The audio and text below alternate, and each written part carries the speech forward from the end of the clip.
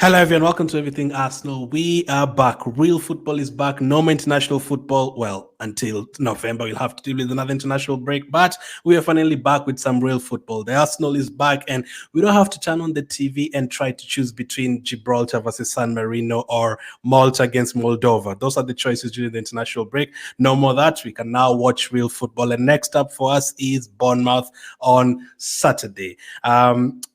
Listen, for me, the way we started the season, I think I've been happy with how we started the season. 5 wins and 2 draws in the league, the Champions League, a good draw at Atalanta, win against PSG, clean sheet in that game as well. We've progressed in the Carabao Cup. I think it's been a positive start to the season. We now need to, keep on winning. And for the next 4 games that we have before the next international break again in the Premier League, Bournemouth is probably the easiest game that we have, considering next up it's Liverpool, and then we'll have Newcastle away, and then we'll have Chelsea away. On top of that, in the Champions League, Inter Milan away. So it's not going to be an easy run.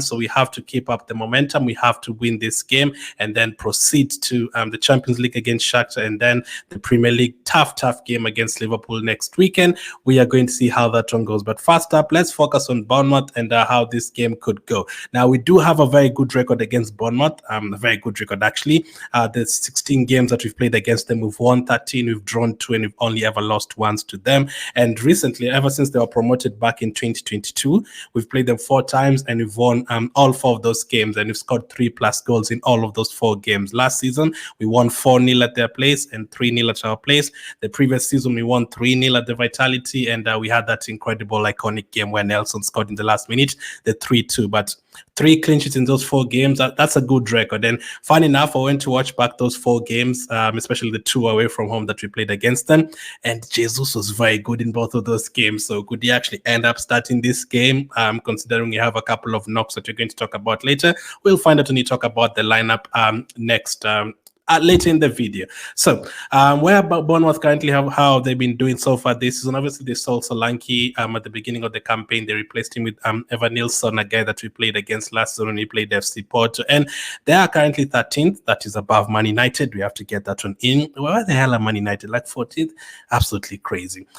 They've won 2 games this season. They've drawn 2. They've lost 3. That is Bournemouth's record so far, not United. United probably lost more.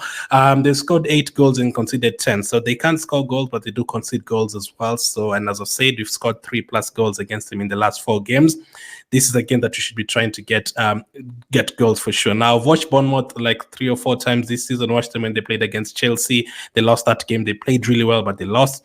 I watched them against Liverpool as well at Anfield. They scored early on, but it was disallowed, and then Liverpool went on to win the game comfortably. Also watched them against Newcastle, and there's a game that is played on a Monday night against Southampton. Right before we played Southampton, Bournemouth had played Southampton on the Monday night. So not the worst time to play them, having only won 2 games, and one of them was against Southampton. No disrespect to Southampton, by the way. I mean, they took the lead against us, and we had to score a few late goals to beat them. But that is Bournemouth's record so far this season, and considering our record against them, it's not going to be an easy game. As I said, I watched them against Chelsea and they played really well in that game. They should have at least picked up a point in that match. But what we're trying to achieve, and where Bournemouth are right now, I think this is a game that you should definitely win. They have some good players like Semenyo and players like Evan Nilsson. He hasn't started the season very well, but he's still a good player. I love their manager as well. He's close friends with Arteta.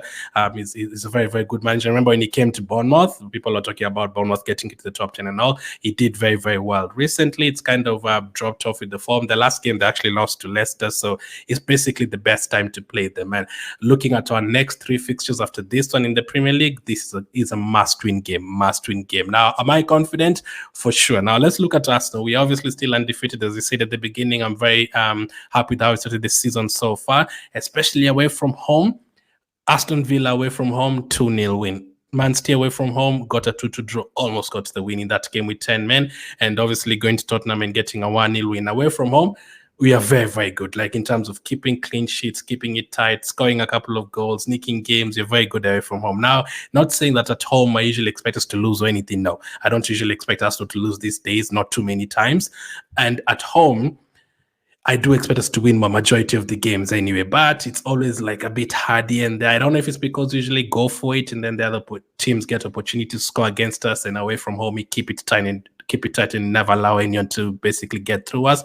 But as you've seen, away from home, even if we add Atalanta as well, we kept a clean sheet in that one as well. So this is a game that very confident with, very confident with. Now, there's something funny I came across. Our record this season so far after 7 games, we've won 5, we've drawn 2, and we've scored 15 goals and conceded 6. Last season, after 7 games, we had a similar record, exact record. We had scored 15 goals, we had conceded 6, we had 5 wins and 2 draws. So the stat we had last season and the stat we've had this season, exact same. So the 8th game last season was Man City, you won it. The 8th game this season is Bournemouth.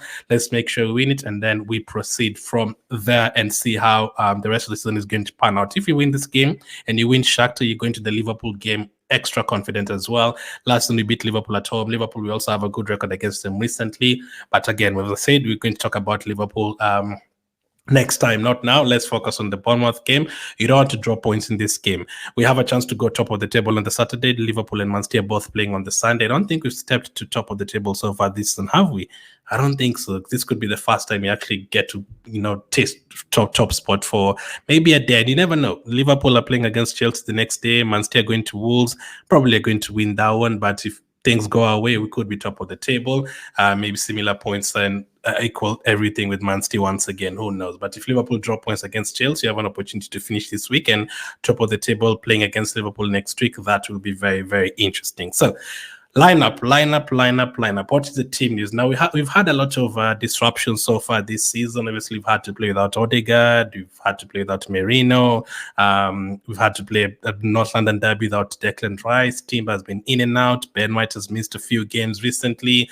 We don't know where Zinchenko is. Tomiyasu's back, and now he could be injured again. Jesus has been injured. He's come back. The form has been great. We've had to move Trossard to like a number 10 from the left side.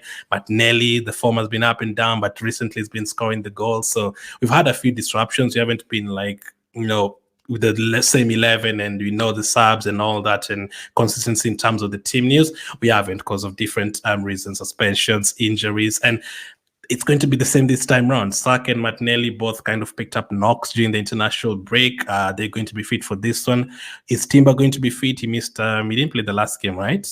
Yeah, Ben White, I don't even remember. I don't think, did Timber feature against? I don't think he did he? But Timber basically didn't even go for the international break. So I don't know how he is right now. We haven't had any news on him. Ben White, is he going to be fit? Zinchenko, is he going to be fit? We obviously know that it was reported that Tomiyasu could be injured again. So that's another player who could be missing. Merino, Nwaneri, not injured. They're very much impressed during the international break. So do they deserve to start here?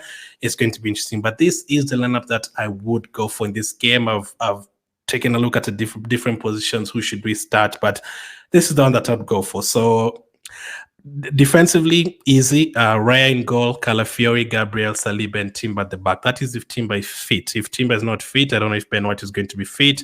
I would like Ben White to come back to the team as well. You can't just leave him on the bench. If he's back, I'd like Ben White to get this game, but it depends. I don't mind who plays in that defense, Calafiori, Timber, Ben White. I'm happy with any of them, but this is considering Ben White is not yet back. I'm happy he's gotten the rest, like 4 weeks rest. So when he comes back, he's going to be, ready to go for the entire season. Team on the right side. So that is my defense for this one. Midfield wise, Thomas Partey got a 2-week rest as well. Didn't go to play for Ghana, and maybe that's definitely a good thing. He didn't have to go and play 90 minutes. And Ghana, from seeing their results, they haven't been playing well. I think they lost. Did they lose like both games during the international break, which is very interesting. Declan Rice and Trossard right in front of him. Now, I've deliberated whether to have Trossard on the left side and start Nwaneri as a 10. Nwaneri has been really good during the international break. And Merino, the Spain game against Serbia, Merino actually played as a number 10. So should we give him the number 10 position in this one? It's very tough, but I've decided to go with Declan Rice, Partey, and Trossard. I don't think you can drop Trossard right now. His form has been incredible. He also scored during the international break against Italy. Partey has had a rest. And maybe can I get Declan Rice, maybe give him a rest and start Merino there, but Declan Rice is very important to have in the team. So I would definitely have him. Then the other thing with Declan Rice, he always plays both games for England, 90 minutes. So he did play like 80 in the last game for England, but I think if he's rested, I wouldn't be too mad. But for me, that is the midfield 3. The front 3, it gets tougher as well. Is Martinelli fit? If Martinelli is not fit, then you probably have to maybe move Sterling to that side. But this is what I'd go for first. Martinelli, Havertz, and Sterling. Saka went out with an injury on Thursday last week. So is he fully fit to play this one? I would rather rest him for these games that are coming up. Shakhtar, Inter Milan, Liverpool, Chelsea. I think we can beat Bournemouth even without Saka on the pitch. Although the last two games against Bournemouth away from home, Saka has been incredible. He scored last season when you're wearing the green kit against them. He actually opened the scoring there. And the previous game as well. I don't even know if he played the previous game before that, but the one that we played last night against Bournemouth, he was really good. But not saying that we can't win this game without Saka. You could start Nwaneri, you could start Sterling, you could start Jesus. As I said at the beginning, Jesus has been really good in the Bournemouth games that we've played against them over the past couple of years. But this one for me, I think Martinelli could be okay, but I would rest Saka. I think Saka is very important for these games that are coming up. I would rest him. So I'd start Sterling on the right, Havertz and Martinelli. I have considered starting Nwaneri on that right side on the right wing. I wouldn't mind if that happens, but again, we need to kind of, the way we played Martinelli into form, we can't have like Sterling not confident and Jesus not confident as well. We can't carry like 3-4 players in the team. That cannot happen. And Sterling hasn't really got an opportunity to start in the Premier League, so I'd like to see what he does if he gets the opportunity. So that leaves on the bench Neto, Kivio, Lewis Kelly, Heaven, Merino, Jorginho, Nwaneri, Gabriel Jesus, and Saka if he is fit to be on the bench. So once again, to recap, if Saka is not fully fit, I would not risk him. I'd start Sterling on that side. If Martinelli is not fully fit, then if both of them are not fully fit, I'd move Trossard to the left side and then start Nwaneri with Partey and Rice in midfield. And then, I think that is basically it. If Timber is not fully fit and Ben White is fully fit, you start Ben White instead of Timber. We have to rotate the team. We can't risk any players. We have enough players there in the team. Jesus is on the bench. Nwaneri is on the bench. Jorginho, Merino, there's a lot of different options to have on the bench. Even though a couple of them have not been playing well, I rather play Jesus than risk Saka getting injured for those crucial games coming up. So that is my lineup and my prediction for this particular game. Now, good record against Bournemouth, but you can't underestimate them. It's been a few weeks since we kept our last clean sheet, considered against Leicester, considered against Southampton, considered against Man City. I think the last clean sheet was Tottenham, so that's a long time ago. So my prediction for this game, I'm going to go for a clean sheet. I'm going to go for similar scoreline to the last game we played against Bournemouth at the Emirates last season. We beat them 3-0. I'm going to go with the same. Bournemouth 0, Arsenal 3-0 win for us. I'm going to go for Havertz to score again. He's been on incredible form. I'm going to go for Trossard to score again. And then tough one because I don't know who's going to be fit, but listen, I'm going to go for a set piece or something. Gabriel to score. Last season, I think Ben White scored. Saliba scored the previous season against them. This time, Gabriel. So those are my three scorers. 3-0 win for us. Let me know your prediction. Let me know your starting lineup because Martinelli is a doubt. Saka is a doubt. We don't know where Timber, Zinchenko, White are. Who would you play? Would you risk Saka or Martinelli if they are not fit? Would you start Jesus or start Sterling? Let me know all of that. But confident for this one. Let's hope we get the win. Real football is back. We finally get to watch a very good, well-coached team finally. Let's hope we get the win and go top of the table on Saturday night.